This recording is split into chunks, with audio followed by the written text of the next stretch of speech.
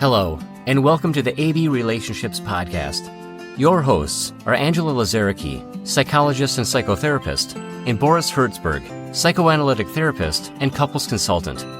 We talk about relationships and discuss some ways in which we can help each other in relating better.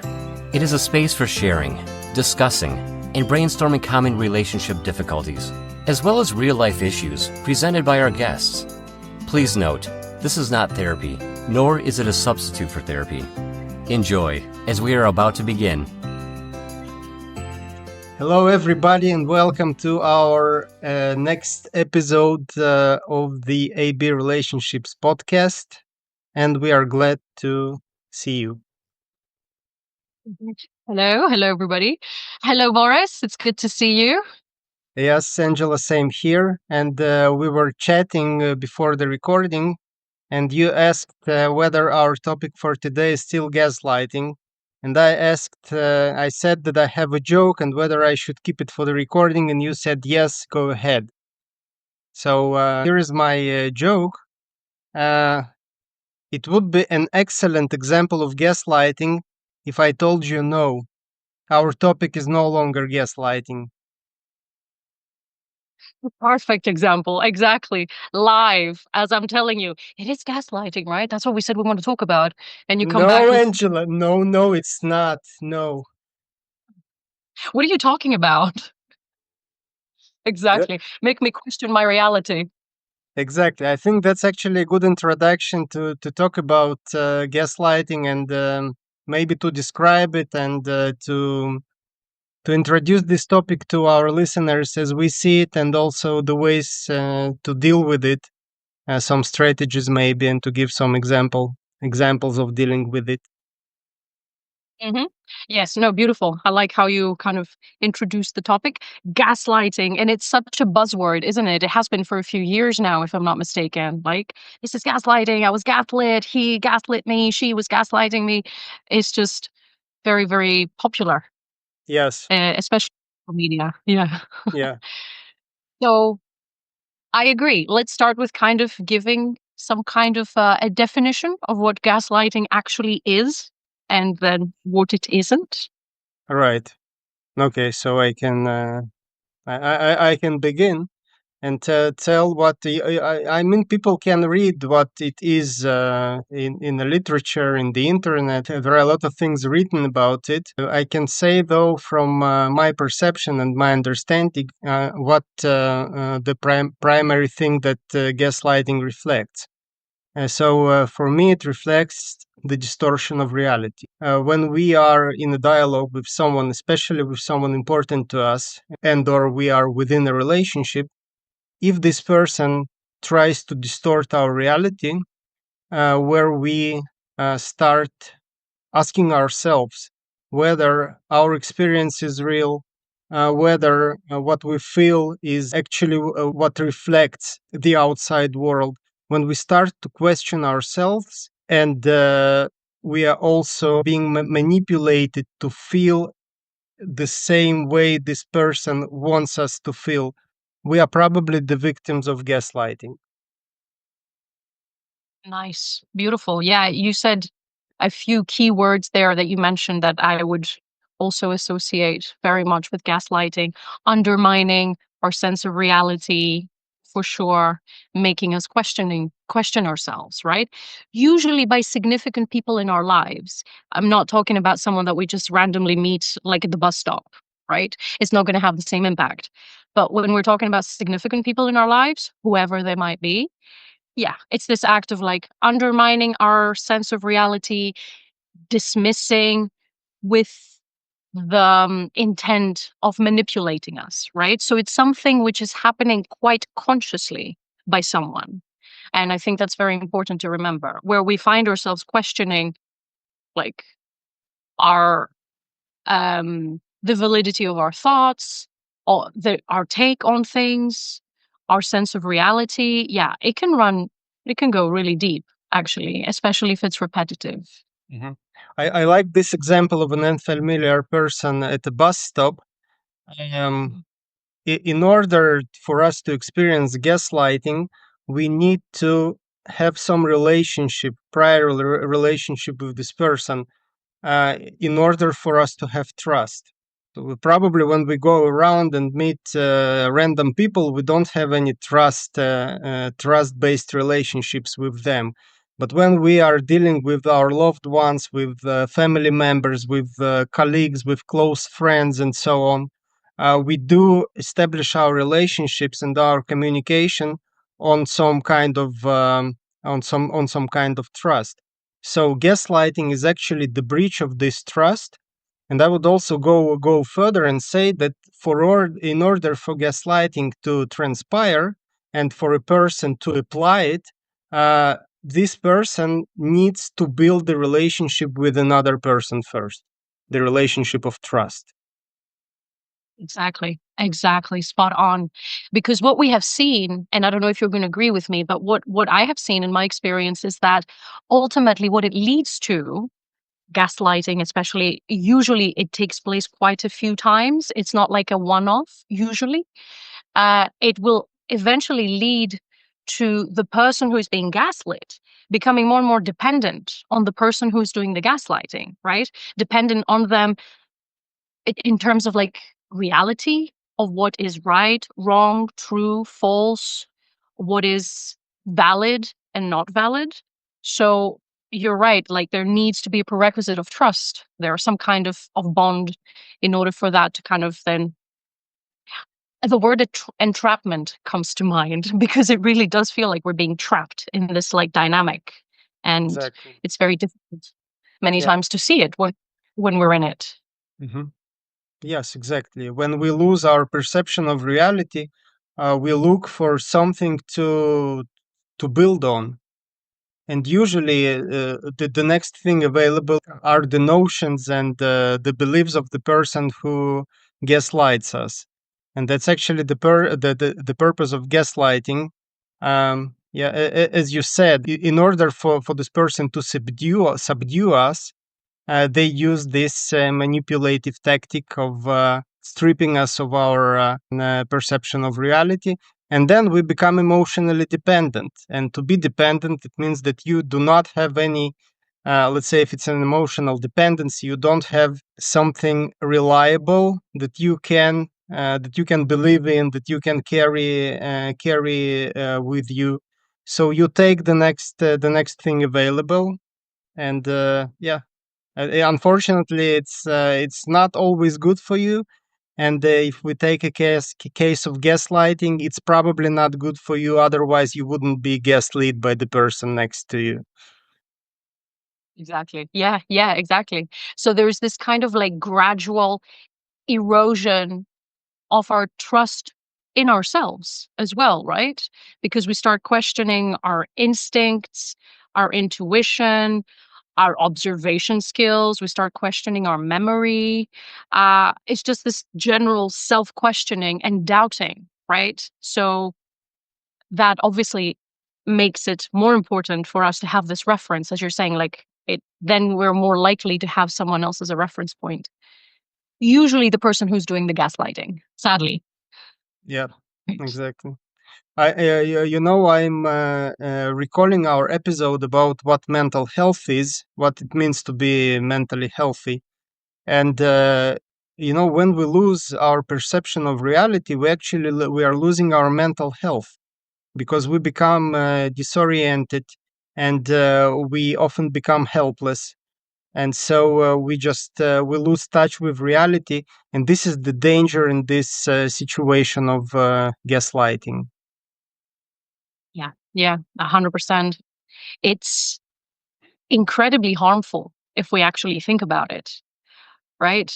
Because we are giving over power and control to the very person who is abusing that power and control, right? Of course, we don't do it knowingly. A lot of the times we are so disoriented that we don't have a clear picture of what's going on. But that's exactly what's happening. And it can be very dangerous. Um, so, one thing that comes to mind for me now that we have kind of given a few clues, a few like things that are included in gaslighting is I would like to spend a little bit of time saying what is not gaslighting. Because looking out there, a lot of the times, I think that many of us get confused and we tend to call certain things gaslighting when they're actually not. And that can be very confusing and even dangerous, again, I will say, if we're calling things something that they're not, right? Just go ahead. I'm intrigued. So what is not gaslighting? Right. I want to start with the obvious, that it's very, very possible that whoever it is that we are suspecting might be gaslighting us is genuinely not remembering things the way that we are remembering things, right? If we're kind of like in a conflict or in an argument with someone and we tell them like, oh, but you said that yesterday, and they're like, no, I don't think I did, I said this, or whatever it is. If there's a dispute, it's also very likely that, you know, the person is not remembering correctly, or I might not be remembering correctly. Kind of like introducing that question about, um it's very, very common, especially if we're emotionally charged, as is often the case in conflicts and arguments, that we're not recollecting what happened correctly, us or the other person. So it might be a genuine kind of like mistaken memory, or a genuine kind of like, I don't think that's what I said. And now I'm not talking about times where this happens all the time, right? And there is a pattern, right? Because like we said before, gaslighting has an intention with it, right? It's an intentional dismissiveness of your reality, an intentional manipulation.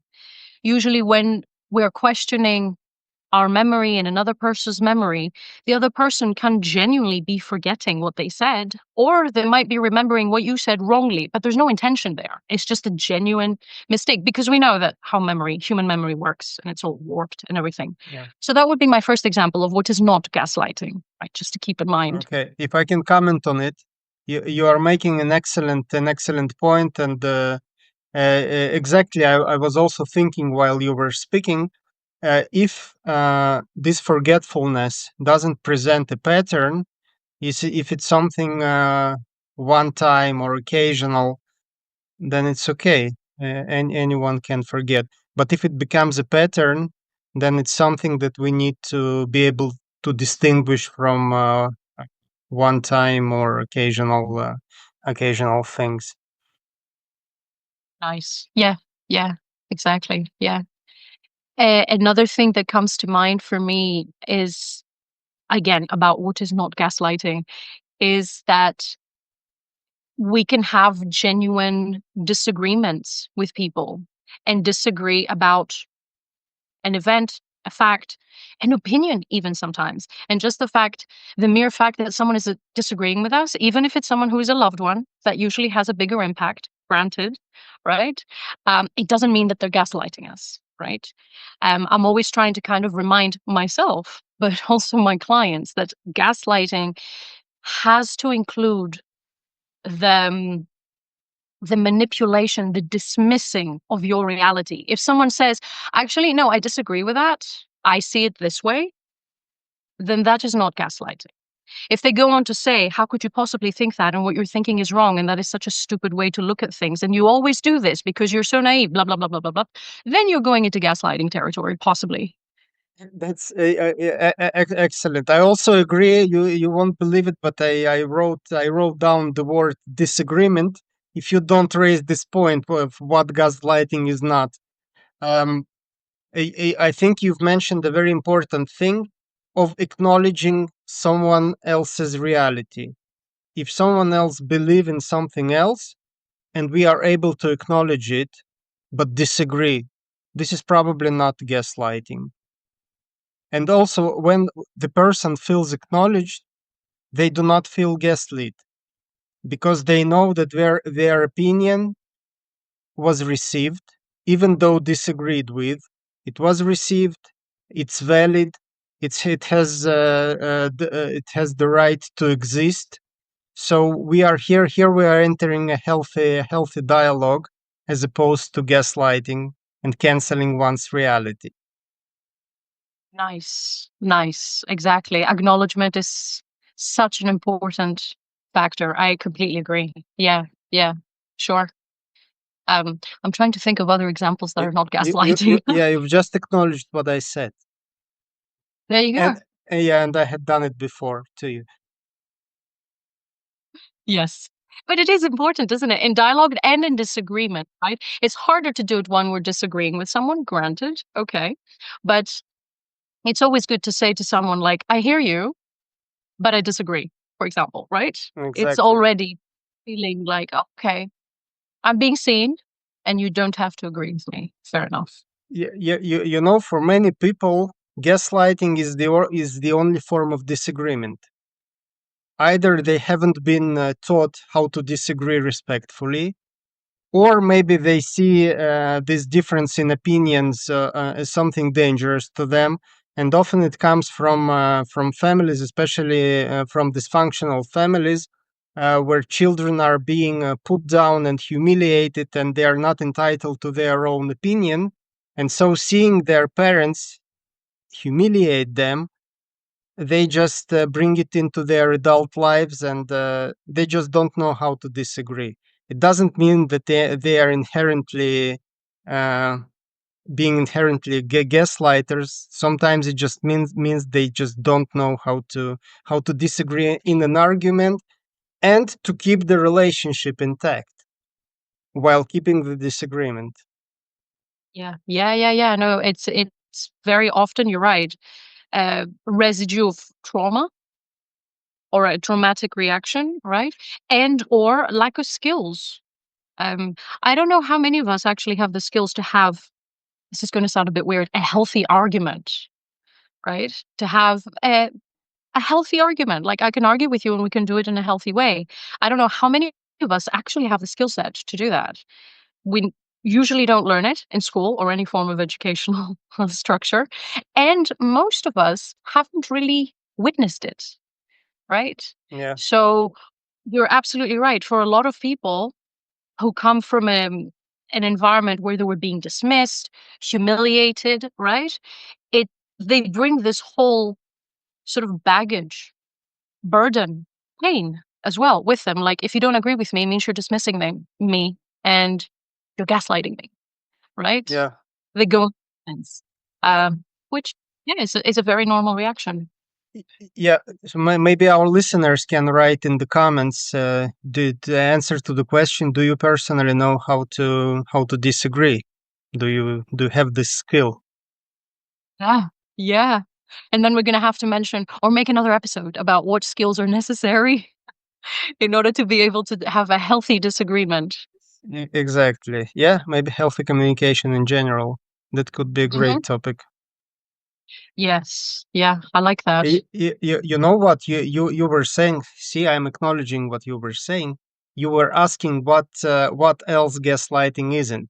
So I'm thinking it's not only when a person doesn't know how to disagree. Uh, it's also when the person is not used to being disagreed with. I have only my opinion, only mine, and that's it. I don't want to at least consciously to gaslight anybody. I just don't know how to accept other opinions. Yeah. Absolutely. Yes. So anything that might feel like it's challenging or questioning, yes, will be seen as an attack, wouldn't it? Yeah, exactly. Yeah. Sure. Yeah, no, that's a good point. Okay. Yeah. Now I'm thinking like, okay, so if we are being gaslit though, and we are able to kind of recognize it, maybe through our discussion here, people are listening and they're like, oh, sounds familiar. Okay. Mm. And then they can, do your research online and seeing like, oh yeah, that's still sounding very familiar. Now what? Right? What are some of the steps we can take to help ourselves? Yeah. I One thing that immediately comes to my mind is to avoiding loneliness. What do I mean? When a person is being gaslit, their gaslighter tries to isolate them from other important persons, so they are not being positively impacted by them. Positively speaking, objectively, but negatively in the subjective reality of the gaslighter. So it's very, very important not to isolate yourself if you are being gaslit. It can be, you can talk to a professional, be that therapy. You can talk to family members, you can talk to friends, to somebody who knows, that stands on your side and is being supportive to you. It's important not to stay alone and isolated if you are being gaslit. Excellent. Yeah, yeah. I was thinking the same thing. Perspective. Get another perspective. Talk to somebody. Question, like, what do you think? How does that sound to you? Am I crazy? Because a lot of people who are the victims of gaslighting start wondering about their, like we Yeah. said before, sense of reality, their own sanity. So get some perspective from one person, from 5 people, whoever it is that you have close by, counselors, friends, Yeah. anything, Also, colleagues, whatever. also go watch our previous episode, which is called exactly that. Am I crazy? Yes, exactly. Yes, being very proactive here. We're doing all the episodes that are relevant. Yeah, yeah. No, exactly. Exactly. Get that perspective for sure. Another thing that comes to my mind, especially if we are suspecting that we are being gaslit, but we're not quite certain, I would maybe try documenting things, keeping a record, right? All This right. might sound a little bit weird, right? Like Yeah. a little bit of a detective or a lawyer, kind of keeping the evidence, but kind of like, okay, on that date, we had this kind of conflict with so and so. This is what I said. This is what they said. Just like as soon as you possibly can. If you can even quote words or phrases, even better. Sometimes it might be a little difficult, especially when we're in an emotional turmoil, fair enough. But kind of keeping a record and documenting certain things so that we have like some kind of certainty about what was said, when, with whom. So whenever it is that the other person or us, we go back to that and we refer back to it, we can have like, oh, actually, no. It gives us some kind of like an anchor in a way, Yes. like, Yes. you Yeah. know? The reference. Exactly. It also helps. Um, Hold on a second. I want to phrase it. Uh, when we compare our state of mind and our feelings to what was 3 months ago, 6 months ago, a year ago, if we observe negative dynamics in our inner state and in our emotional state, this is probably a sign that something is wrong. If we are being in a close relationship and we feel worse, and one way of actually seeing and establishing whether we're feeling worse is what you said, of diarizing things and comparing. So in addition to writing what had been said in any argument, we can also diarize our condition, emotional condition, how we feel, what's going on with us, are we happy, what's going on within our relationship. So that way we can compare the dynamic and see if there is a deterioration, because if there is, it could be a sign of gaslighting in a relationship. Yeah, exactly. And kind of, it is especially difficult when we're being gaslit or when we're suspecting with being gaslit, but I'm going to say it anyway. Trust your gut and your intuition. If something feels off, look at it. Yeah, What feels off? exactly. What comes to mind? Make a note, journal. Like, this feels off because of that, because this is what comes to mind. Even if it's not clear at the beginning, it doesn't matter. Make a note. Notice that something feels off, especially when we're being gaslit. And in other cases of abuse as well, of course, that I can think of, Mhm. our trust in ourselves and our instincts is often under attack. And it's under attack for a reason, because it can be so important. It could be our lifeboat. So, kind of going back to that and strengthening it. And the only way to strengthen it is notice, notice, Yes, notice, exactly. keep notice. Yeah. Yeah. Yeah. And ultimately, our favorite word as therapists, boundaries. Putting those boundaries, which is not always easy. Um, but providing that we have been suspicious about like, oh, it's this gaslighting, maybe it isn't. We have been kind of like documenting certain things like, oh, this is what happened, that's not. Taking some perspective from other people, like, okay, this is suspicious. Other people are agreeing with me. Listening to our intuition, something feels off. What then? What can we do? And Yeah. I often start with boundaries. I know it's not the easiest thing to do, especially when we are in such a dynamic. Yeah, while you were speaking about noticing, I delved into this ponderous state in which I was thinking, are there any things that I'm missing maybe? What am I not noticing? So I was listening to you like a bit from the side, observing myself.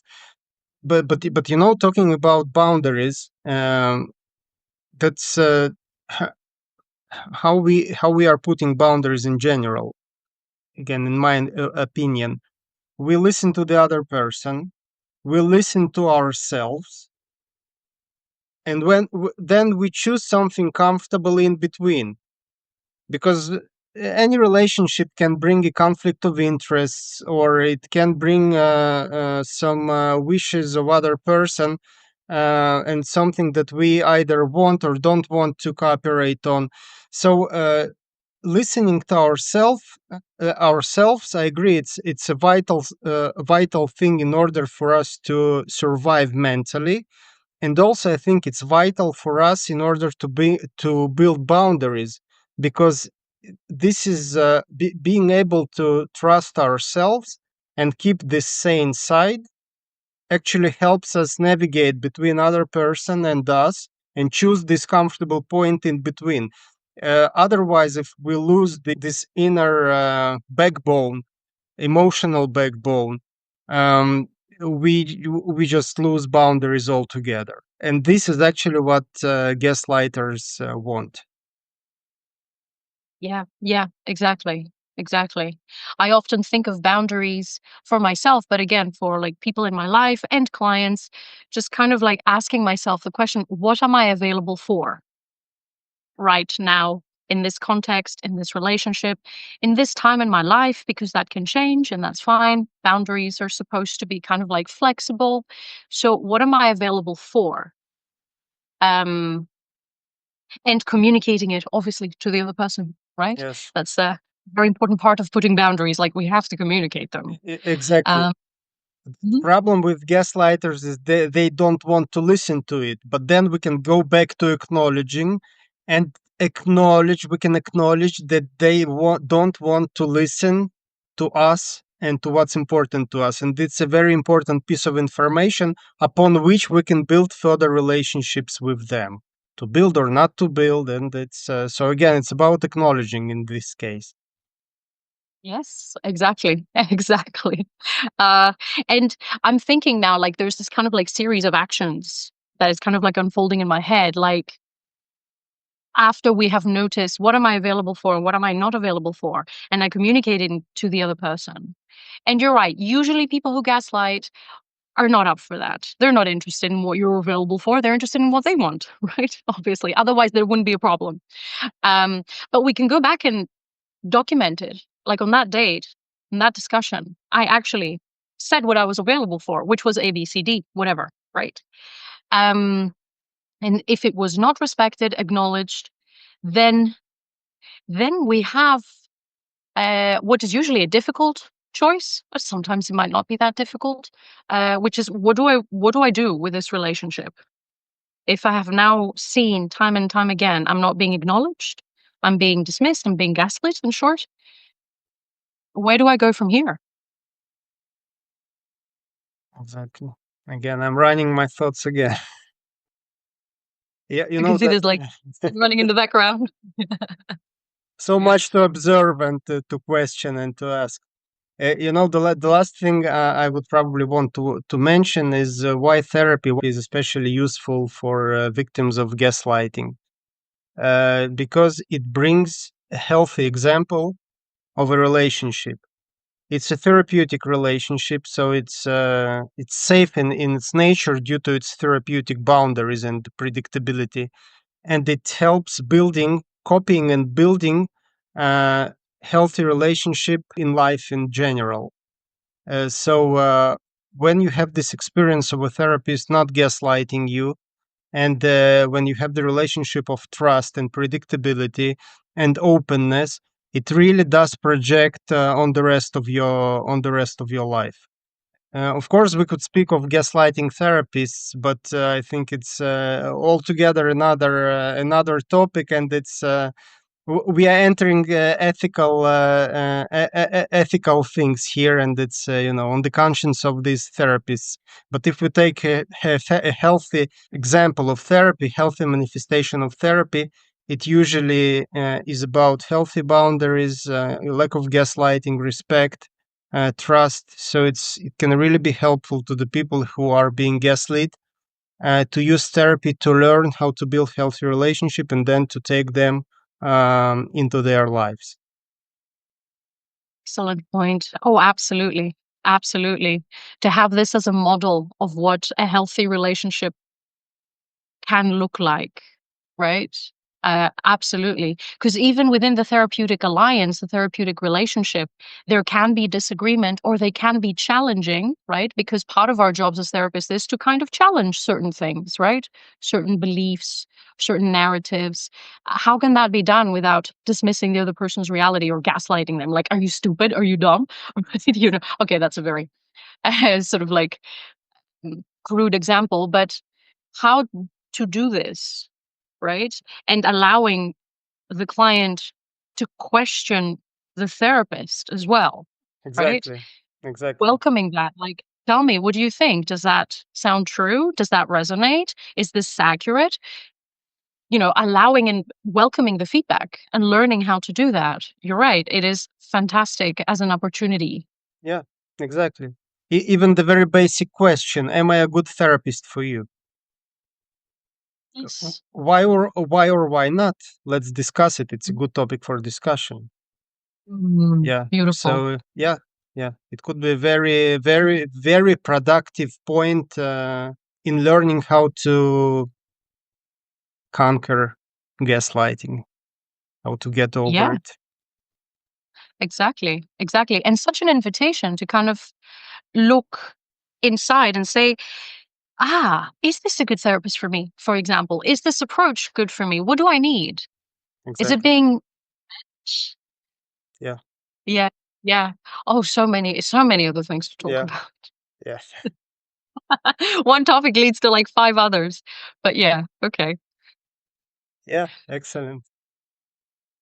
I think So this was a very nice introduction, kind of, to gaslighting. I agree. We'll be able to talk about other things in our next episodes. And we invite you, our listeners, to join us in the future as well. And thank you for being with us today.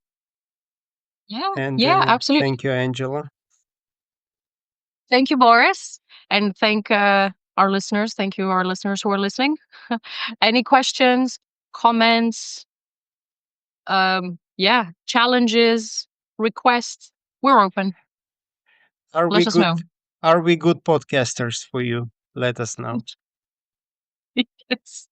Yeah, that would be interesting feedback. Yeah. Please, this is our first time because first endeavor. Right. Yes. But thank you. Thank you again. Thank you, Boris, for the interesting discussion. Thank you, Angela, and see you next time. See you next time. You were listening to the AB Relationships Podcast. If you enjoyed it, please share it with your friends and subscribe to be notified of the new episodes. If you would like to become our next guest, please leave your details in the form in the description. If you have any questions or would like to talk to the hosts, please also refer to the description.